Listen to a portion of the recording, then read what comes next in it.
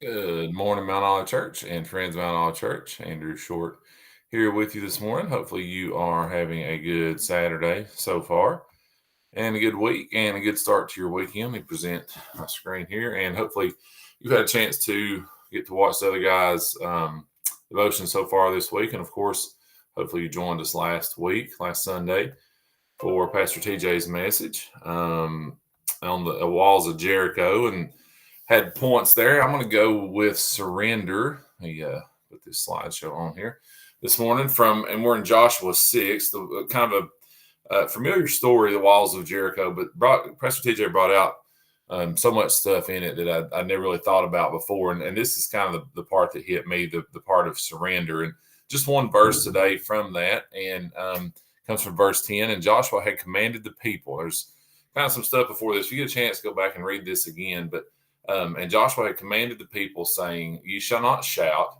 So I got this kind of mental image of this millions of people here in front of Joshua, and he's commanding all these people.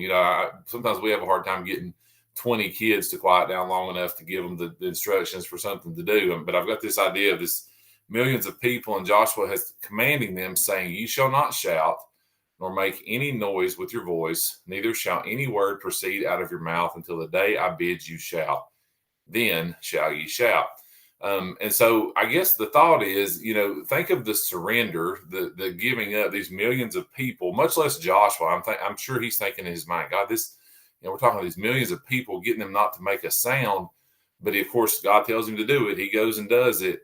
And then the surrender from the millions of people to go and to not make a single sound until the very time that it's time for him, or time for them to make a shout. And so the points that Pastor TJ said, and I love this one, it seemed foolish, right? There's a lot of stuff in this story, the walking around and then blowing the trumpet and nobody makes a sound, and then just kind of the way it came together seemed foolish to us, to probably someone who would plan military attacks. It made no sense whatsoever.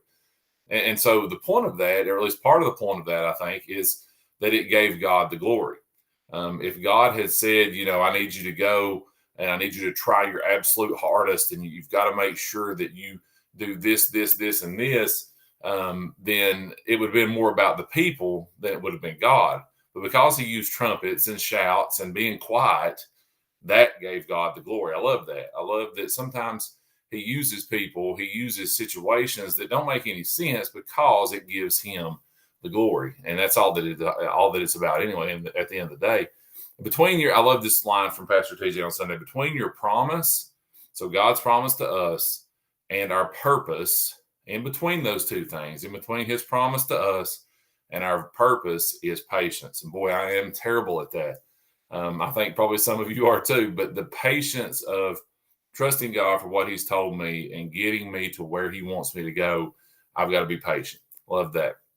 Think of them walking around the city of Jericho there and having to be quiet, and the patience it took to do that, and to trust that this was going to work. This foolish plan was going to work. That took patience too. And then finally, if he is not Lord of all, if you've not surrendered everything to him, and I think that's a daily thing, right? I've got to work on that. I've got to be better at surrendering everything to him. If he is not Lord of all, then he is not Lord at all. So if you've never surrendered your life to him, we hope that you will. We pray for that. We also pray for you to come and join us on Sunday, tomorrow.